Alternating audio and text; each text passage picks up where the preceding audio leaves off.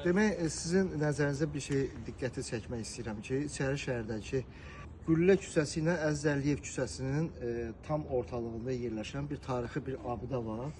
Demək, bu tarixi abidə indi mən özüm şəxsən bilmək istədim ki, gecə gəzintisindəki bu hamamdır, yoxsa hansısa bir dulusçuluğa aid olan bir emalatxanadır, bilə bilmirəm.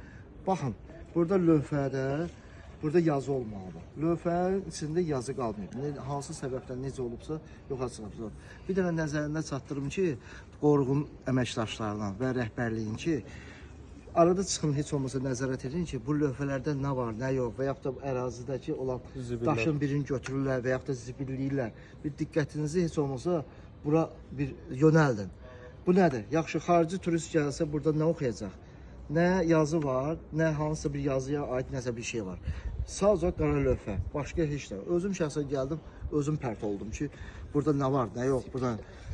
İkincisi ki, buranı da zibilxana eləyiblər. Təbii ki, ya sakinlərdən də, ya gələn qonaqlardan da hamısı.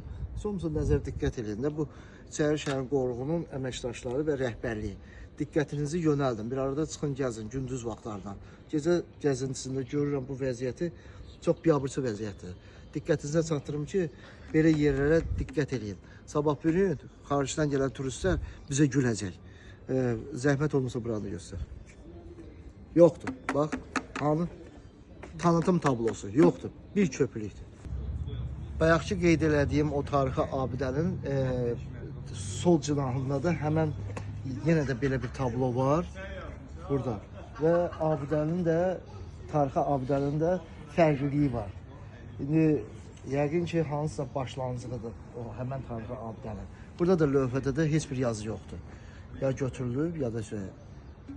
Gəlin nəzarət edin, Qorğun əməkdaşları. Gəlin nəzarət edin və yerinə qoyun. Bu qədər.